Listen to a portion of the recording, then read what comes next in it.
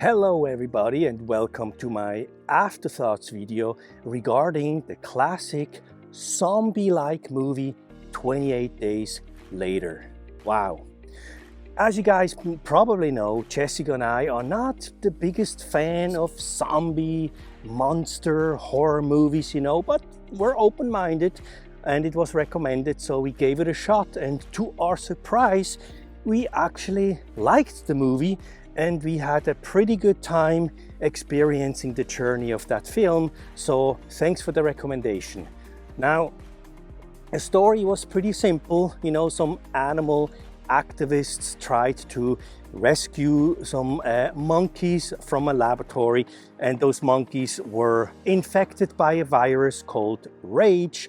And once the monkeys were out, they were biting people, infecting them, and between 10 and 20 seconds later, those people turned into monsters themselves, attacking other people. So of course, one thing led to another, and soon thereafter, the UK was lost, was chaotic. And that brings me to the first point, because very early in the movie, I was actually questioning, when they mentioned the virus now got a hold of Paris and in New York, and it seemed like a global thing.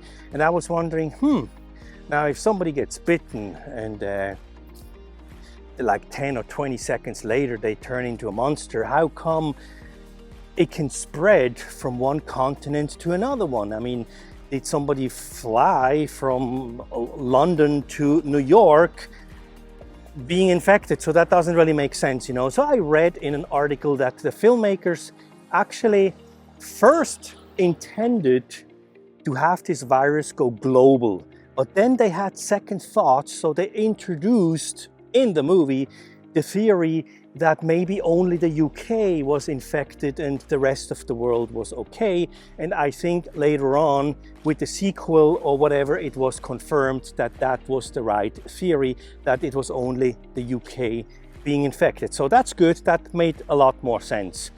So I actually went into this movie, and I don't know exactly why, but for some reason I went into the movie thinking that this is going to be some kind of low budget movie, maybe a first time director, and maybe the director kind of became well known after this film because he did it so well on a very low budget. It's not easy to do, So, and it certainly looked like a low budget film. It was very grainy, very gritty.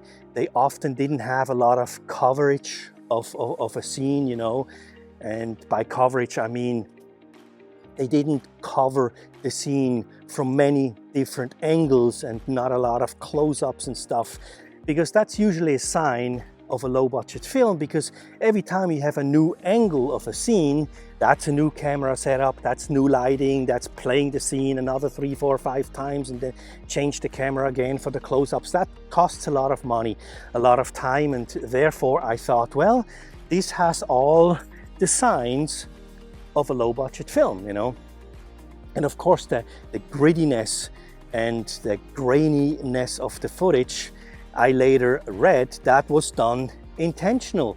And 28 Days Later was actually one of the first mainstream movies that was shot on digital cameras versus film, and one has to consider that, of course, 28 Days Later was over 20 years ago. So nowadays, of course, digital is how it's done, but back then it was more or less rare, especially for mainstream movies. So that was explained, okay, all good. And then the longer I watched the movie, or we watched the movie, the more I realized, there's a lot of stuff that don't really point to low budget, a lot of elements. For example, they had, quite a few locations. And, every time you change locations, that's a lot of time, that's a lot of money. So the more locations you have, usually the higher the budget is. And also they cleared entire blocks, no people, no cars. And Of course, I know you can get up early in the morning and start shooting before people really wake up, but still you need the permits, you have to block off, and you still have to stop. Even if it's only one car or one pedestrian, you still have to block it off, and you need permits, and the police has to help you. Costs a lot of money. And the same with the freeway. They actually shut down the entire freeway for a few shots, and I read in an article that they got permission to shut it down for like 2 hours. They had the police and the permission and everything. They shut down the freeway for 2 hours, and they had 10 cameras shooting this car. 10 cameras. I mean, that's not low budget, because 10 cameras, that's you know, the equipment you need. You need 10 camera men, and you probably need 10 camera assistants. You need a lot of different lenses, a lot of money, you know. So they were shooting this thing on 10 different cameras, and ultimately they got out like 1 minute of footage. I mean, it's crazy, you know. That's filmmaking for you, man. Wow, 1 minute. And then also we had an explosion, and that's when I knew, no, this movie can't be low budget, because an explosion like that is easily $250,000, you know. And I read again that this little explosion of this, I think a gasoline station it was, that costs about $300,000. And, you know, if you consider that, I mean, that small little scene, that small explosion already costs 10 times more than our first film, the entire film we did. Production and the post-production, everything included, because we did it for $27,000. So this little explosion alone, over 10 times more money already.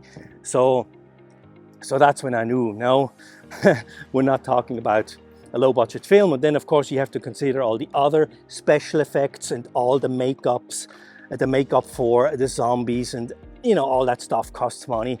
And then at the end, they actually had a military jet fly by. And again, that's of course not cheap either. So I did a little research and quickly found out that this wasn't really an independent film. There were a lot of bigger companies behind it. And the budget was, of course, $8 million, which I know in Hollywood they would still say, oh, it was a modest budget. Yeah, I know, because the average movie in Hollywood is about $50 million, you know.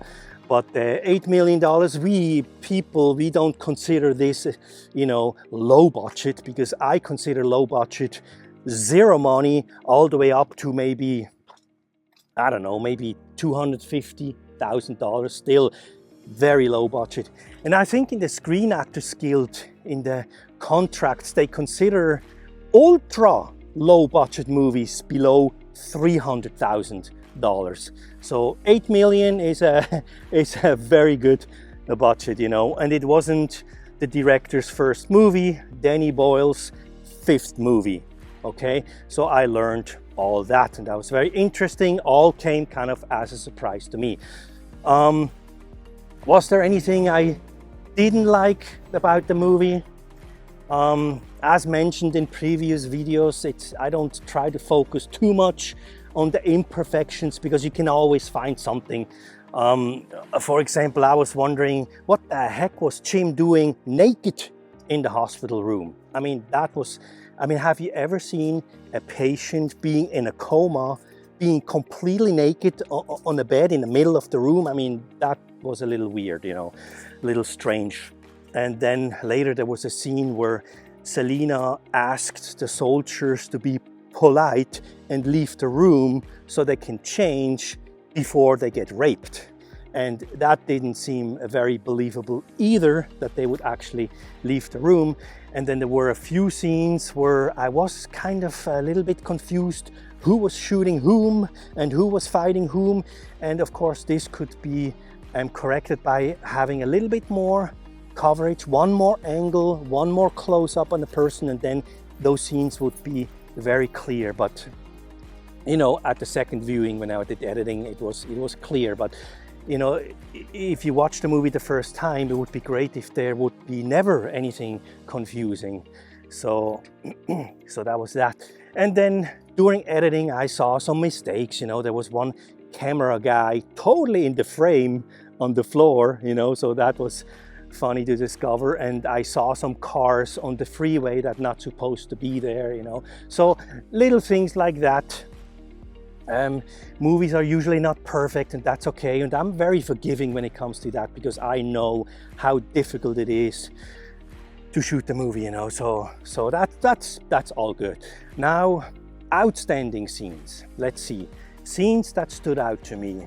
There were, of course, as always, quite a few scenes, but I would say the most savage scene was very early in the movie, when Selena and Jim and Mark, when they got attacked by the infected, and Selena asked, "Hey Jim, were you bitten?"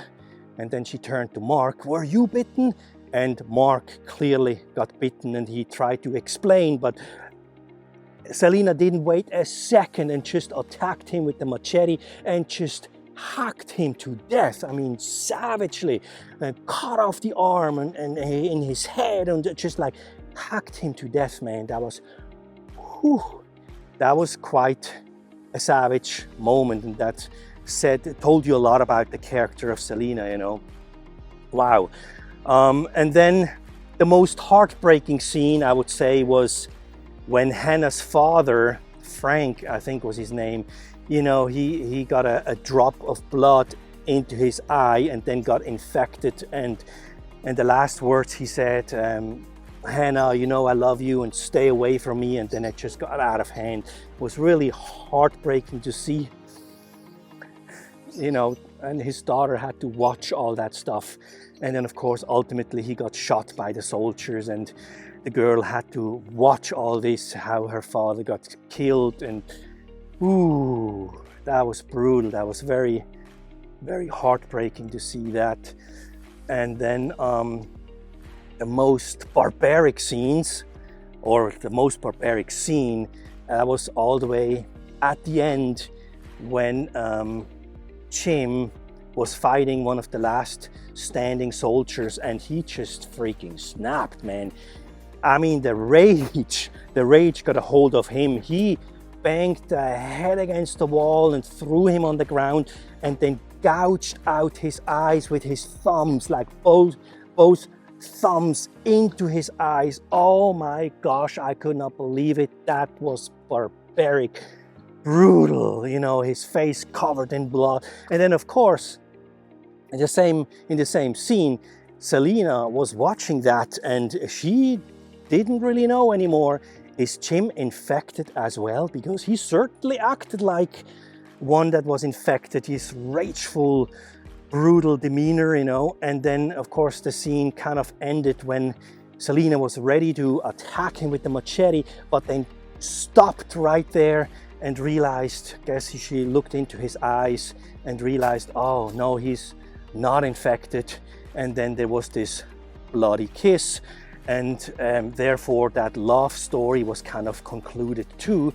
A very barbaric scene, ending very beautifully, so to speak, you know. So that was great. And now my favorite scene, by far, my favorite scene or favorite moment, and it might take you by surprise, but it was a scene between Selena and Jim when they were talking about maybe teaming up with Hannah and her father, you know. And Selena said, well, I mean, you got to think about them slowing you down, and if they slow me down, I leave them behind in a second. And Jim said, well, I wouldn't.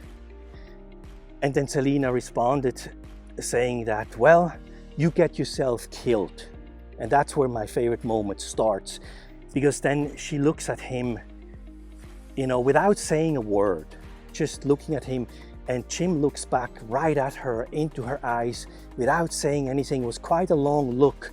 And then we're back at Selena's face, and it was just masterful acting, I have to say. Brilliant, masterful acting in that moment, because you could see Selena's face and her inner thoughts, like she realized in that moment that she became a little bit inhuman.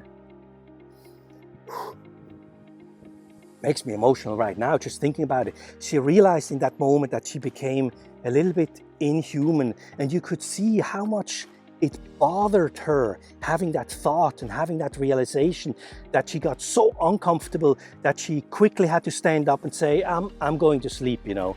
So that was a fantastic moment. Maybe I can actually show it. I like it so much.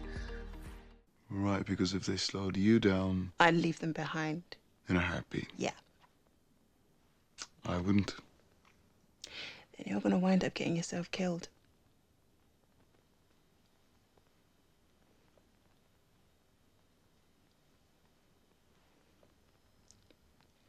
I'm gonna get some sleep.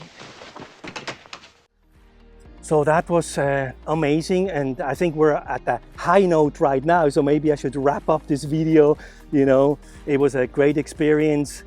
I'm glad we watched it. Thanks again for recommending the movie. Tony, I think, right? So thanks for that, and I will see you guys at the next one. Okay, by the way, Boss Gear, link is in the description. Get some of your own, send a picture, we'll feature you. A lot of fun. Thank you and see you soon. Bye-bye.